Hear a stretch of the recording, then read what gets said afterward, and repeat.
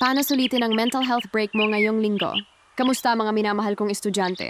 Alam kong nakakapagod ang pag-aaral, lalo na't maraming kailangang gawain, assignments at exams na kakaharapin.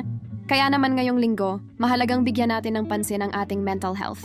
Ito once man to medyo worth to recharge at maghanda para sa mga susunod pang hamon. Pero paano nga ba natin sisimulan itong mental health break natin? Hindi naman kailangang maging malaki o magastos ang mga gagawin natin. Minsan, ang pinakasimpleng mga bagay ay mas malaki ang epekto. Heto ang ilang ideya para masulit ang iyong mental health break.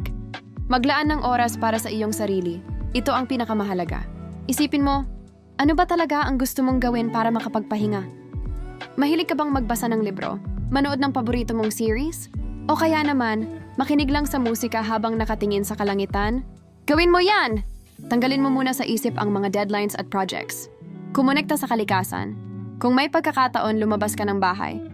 Maglakad sa parke, sa tabing dagat, o kahit sa simpleng bakuran lang, ang sariwang hangin at ang ganda ng kalikasan ay nakakabawas ng stress at nagpapaganda ng mood.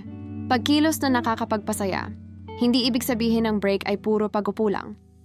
Subukan mong gumalaw. Mag-ehersisyo, sumayaw, maglaro ng paborito mong sport, o kahit mag-ayos lang ng kwarto. Ang paggalaw ay nakakatuwa at nakakabuti sa ating isipan.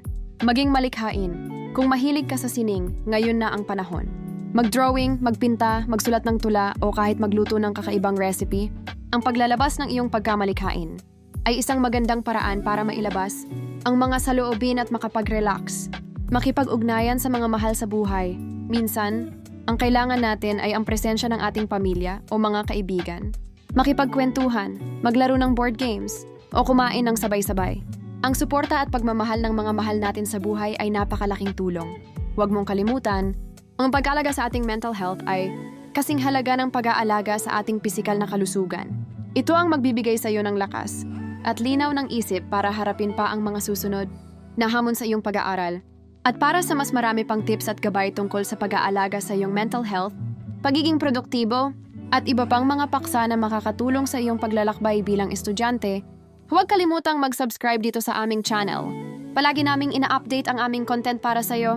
Tandaan, ang pinakamahalaga ay piliin mo ang mga gawain na sa tingin mo ay makakapagpasaya at makakapagpahinga sa iyo. Hindi kailangang gayahin ng iba. Ang iyong mental health break ay para sa iyo. Sana ay maging makabuluhan at nakakapagpapasigla ang inyong mental health break ngayong linggo.